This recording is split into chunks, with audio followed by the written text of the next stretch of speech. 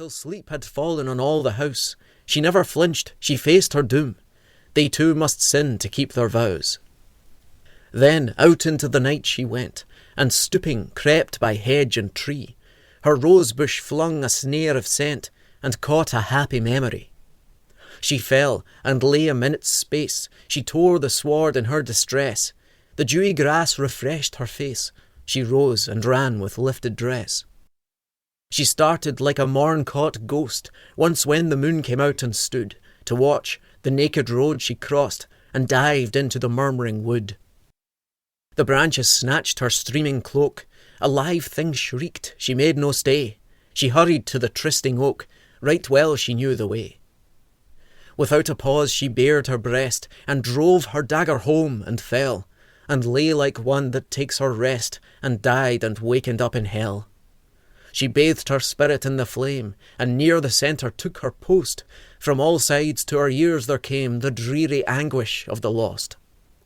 The devil started at her side, comely and tall and black as jet.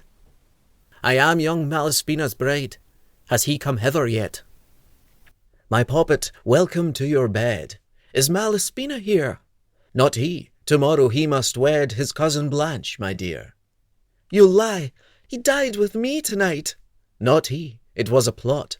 You lie. My dear, I never lie outright. We died at midnight, he and I. The devil went. Without a groan, she, gathered up in one fierce prayer, took root in hell's midst all alone, and waited for him there. She dared to make herself at home, amidst the wail, the uneasy stir, the blood-stained flame that filled the dome, scentless and silent, shrouded her. How long she stayed I cannot tell, but when she felt his perfidy, she marched across the floor of hell, and all the damned stood up to see. The devil stopped her at the brink. She shook him off. She cried, "Away!" My dear, you have gone mad, I think. I was betrayed. I will not stay.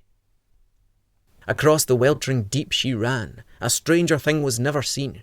The damned stood silent to a man. They saw the great gulf set between. To her it seemed a meadow fair, and flowers sprang up about her feet. She entered heaven. She climbed the stair, and knelt down at the mercy seat. Seraphs and saints with one great voice welcomed that soul that knew not fear. Amazed to find it could rejoice, hell raised a hoarse, half-human cheer.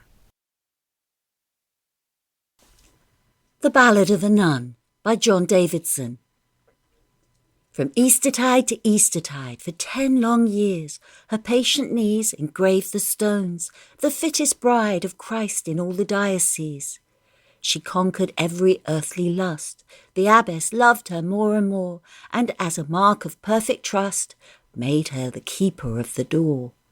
High on a hill the convent hung, across a duchy looking down, where everlasting mountains flung their shadows over tower and town. The jewels of their lofty snows in constellations flashed at night. Above their crests the moon arose, the deep earth shuddered with delight. Long ere she left her cloudy bed, still dreaming in the Orient land, on many a mountain's happy head dawn lightly laid her rosy hand. The adventurous sun took heaven by storm, clouds scattered largesses of rain. The sounding cities, rich and warm, smouldered and glittered in the plain. Sometimes it was a wandering wind, sometimes the fragrance of the pine, sometimes the thought how others sinned that turned her sweet blood into wine. Sometimes she heard a serenade, complaining sweetly far away. She said, "A young man woos a maid, and dreamt of love till break of day."